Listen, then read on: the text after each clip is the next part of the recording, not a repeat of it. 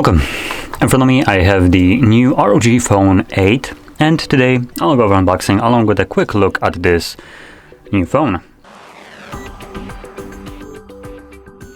So anyway, let's get straight into it. Now this is a massive box. This is for a phone. I think at the moment this is literally the biggest one I've had to unbox so far. No? How do I open this up? Just like slide it. Oh, there we go.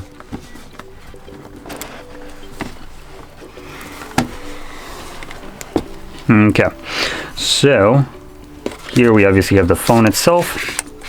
I'm gonna set it to the side for now, and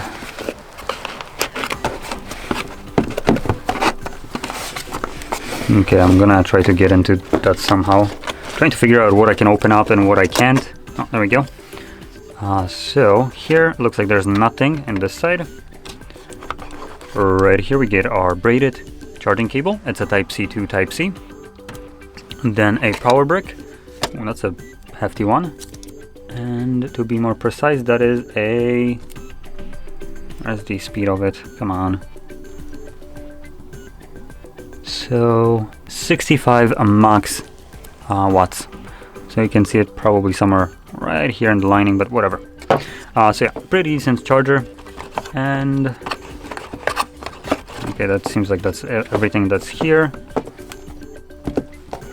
I'm not sure if there's something under here. Oh, this doesn't seem to want to come out, so I assume that's it. So to be completely honest, for something that literally has just a charger in here, a cable and a phone, this is an unnecessary waste. Like, what the hell?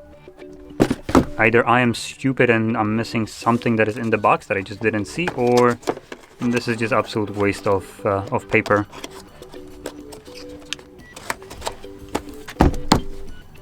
Looks fancy, but like, come on. Manufacturers can literally manage to pack the entire phone in something that, with chargers and everything, that literally will fit here without a problem. And you can kind of see the size difference of this packaging.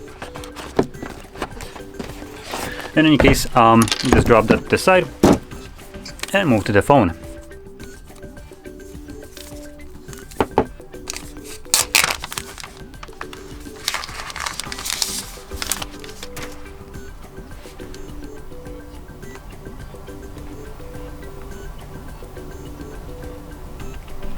Come on, there we go. So one of the first things that you'll probably notice is Asus now dropped this kind of speaker grills that we used to have on the top and bottom that were providing us with a pretty decent sound. So that might be a little bit of a downgrade in terms of the sound, but I'm just guessing right now. I guess we can hear it now. I mean, it still sounds pretty good for a phone. Like I said, sound-wise, I feel like it's still a little bit lower tier than the previous ones, but they still actually sound relatively good. Anyway, now I'm gonna go through the setup right here, and hopefully I can do that pretty quickly, just so we can see the actual display, which is a 6.78-inch display running at a resolution of 1080 by 2400, covered with a Gorilla Glass Victus 2, this glass right here. Let's go with the stock look. It's also a LTPO AMOLED display with 1 billion colors, 165 Hz refresh rate, and HDR10 2500 nits peak brightness. So this thing can get insanely bright. You might actually want to probably even use like sunglasses for this. It's a bit insane. Go gestures. Can I skip this? Oh, yeah, I can in a second. There we go. Oh, come on. Got it. Okay. 2500 peak brightness. It also boasts about an 88% screen to body ratio with a pixel density of about a little below 400 pixels per inch.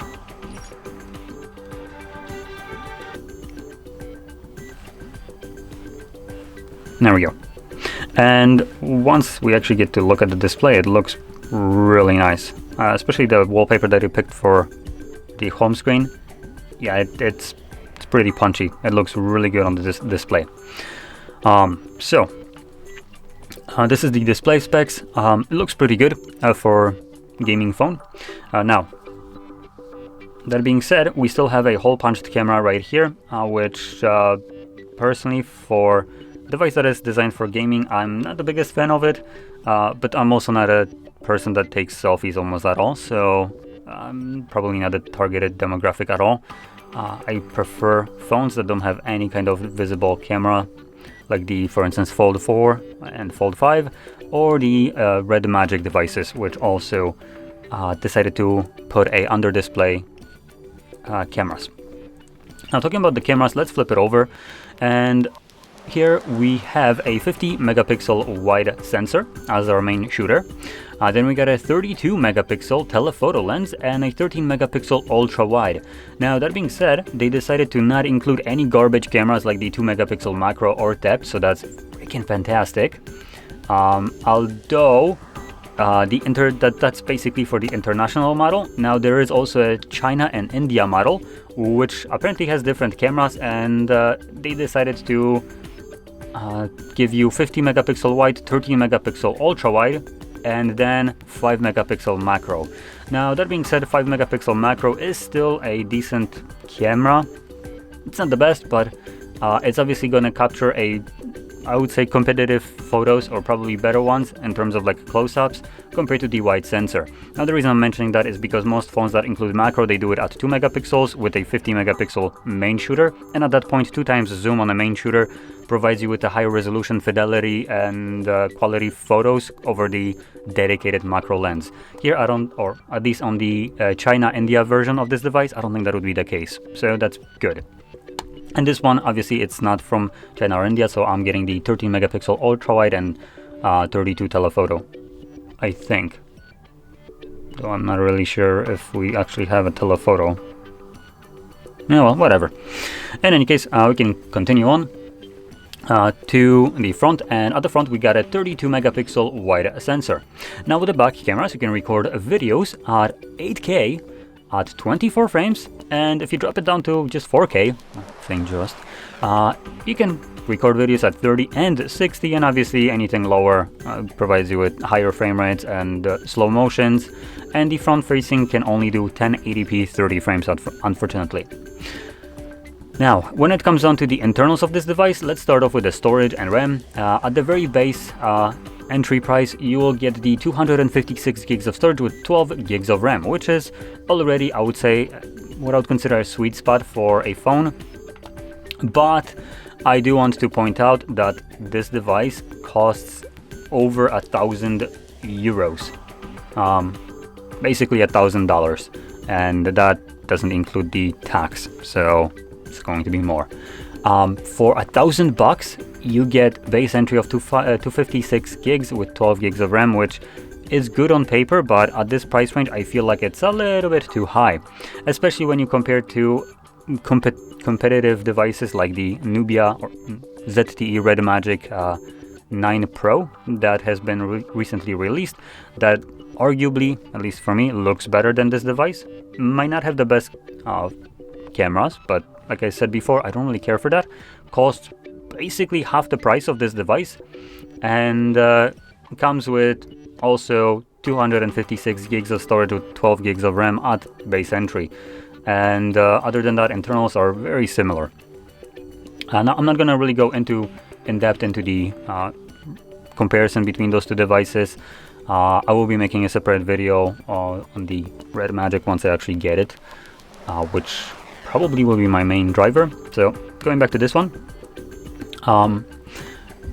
so the 256 12 gigs is the base entry. You can also crank it up to 256 with 16 gigs of RAM. Now, stupidly enough, you don't get to get more storage in here by paying more. So let's see if we have expendable storage. Unfortunately, we do not. So Asus decided to just give you kind of a mediocre spec device here. Oh, that's kind of stretching it, I guess. But the 256 gig storage, like, I would prefer to pay more to have more storage over more RAM. 16 gigs of RAM, even 12 gigs of RAM is more than a MacBook has nowadays on their premium Pro versions of their freaking devices. And here is a phone that basically has more RAM at a base entry than a MacBook. I don't need more RAM on a phone. I'm not opening up 10 different applications at the same time. It's a phone. What I need is more storage, and that is something that they are not offering, which is, I would argue, a massive mishap. You don't need more than 12 gigs of RAM, arguably. For good God's sakes, I think I have 12, or at least, yeah, I think it's 12 on the Fold 4. And this is a multitasking beast. It's a foldable device. I can have 5 different applications open at the same time, and I never encounter me needing more RAM. I could never imagine this phone needing more than 12 gigs of RAM. So that's a bit of a missed opportunity right here to give you more storage instead of more RAM. I don't know why manufacturers just keep on cranking up the RAM like it's like we need it. It's one of those things that we don't, and yet we're getting more of it. And obviously with that, the price increases. And that being said, RAM isn't that expensive to increase your phone's price by like several $100s. So that's one of the reasons I'm pretty sure they're doing it, just to crank up the price and have bigger profit margins, which is a scammy thing to do. Now, with that being said, let's continue on. So inside we have also a 5500 milliamp hour battery, so pretty big battery in here. And it's being powered by a Snapdragon 8 Gen 3, so the newest Snapdragon right now, the most powerful as well. And we also have that 65-watt charger that comes provided with the device, so that's going to top up your device really quickly. And they have advertised charging speeds with this to be in 39 minutes, basically 100%. So if your phone is dead, plug it in for less than 40 minutes and voila, you have full battery. We also have wireless charging in here, so that is going to be 15 watts, and reverse wireless charging at 10 watts. That's wired charging, not wireless. So one more thing that I'm going to add for India and some China as well. This device actually supports 30-watt wired charging instead of the 65, so that's a little bit of a downgrade there. But I assume, and I want to point out, I'm just assuming that the price will be reflected by this, because if it's still at the same price and you're getting an inferior product, I would just completely skip that. This device is already stupidly expensive compared to competition, and if you're getting like less charging speeds and worst cameras compared to the international model, then there's no point actually spending the money if it's basically the same price. There are better alternatives that cost significantly less than this. Now, I think that's basically everything that I could say about this device. Now, continuing, one more thing that I want to point out is the build and stuff like that. So, number one, we have obviously the Gorilla Glass Victus 2 right here. We have aluminum frame, at least it looks like an aluminum frame. I don't really have... Yep, aluminum frame, I found it. Glass back, though it doesn't really specify what's the glass back type. We also have these capacitive areas right here for the triggers for gaming, and massive camera bump, under display fingerprint sensor, and apart from that, power button, volume rockers. On the other side we have a charging port, so a very good charging port on the side for when you're gaming, so you can just plug it in and the cable won't be getting in your way. Fantastic design right here, I have to admit. And additionally, we have another charging port at the bottom of the device for the typical use. So when you just plug it in and you hold it like this, obviously this one will be getting in the way at that point. So plop it in here and you're good to go. So this is obviously something that Asus, I think, has been doing for some time now. And additionally, I believe, if I'm correct, they used to have a different plug, that is for certain, which was their proprietary plug that would be used for some peripheries like some fans and stuff like that. I assume now they just swap to Type-C and you can still utilize it, and then you plug in like that like additional fans that you do through the Type-C instead of the proprietary plug that they used to have, which is if that is correct, that's going to be good. And that's basically it. Last opinions, the phone is pretty nice. I like the design, I like the matte finish at the back. It feels really nice. It looks premium, feels premium. The display right here is really good. The battery size, charging speeds for the international version are great. The only thing that I would say is not great is the price tag. I feel like it's a little bit overpriced compared to some other gaming phone competitions that Asus has, and obviously at the price that this is being sold, it's literally competing against Samsung's, which also come with the Snapdragon 8 Gen 3, and this phone has almost nothing that would boost the performance of this device over something like a Samsung S24. So the only thing that separates this device from the S24s is the little touch area, sensitive areas that it can assign just kind of like touch inputs on the screen, so you don't have to, like, for aiming, you can just press these sides shoulder buttons or shoulder areas, and it will activate as a press on the display, which is pretty nice. But that is the only thing that separates it from a more premium device. And the downside is you most likely won't have the cameras that you would have on something like a Samsung S24. So Samsung, in terms of picture quality, will blow this phone out of the water. I don't really need to check it to know that. And it might have also better software in general for the entire system. So that's another downside. While basically being Samsung and offering probably a just better experience over this for the same price. So I can't say that this device is worth the money when it's catering to niche market and yet kind of not giving you the good price for it and competing against the top of flagships. So it just kind of sets itself up to fail in a way.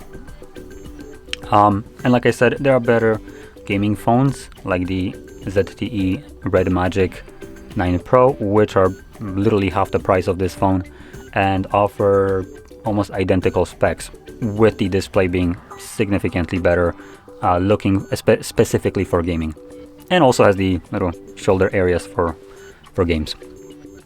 But in any case, this would conclude the overview of this device. So if you found this video helpful, don't forget to hit like, subscribe, and thanks for watching.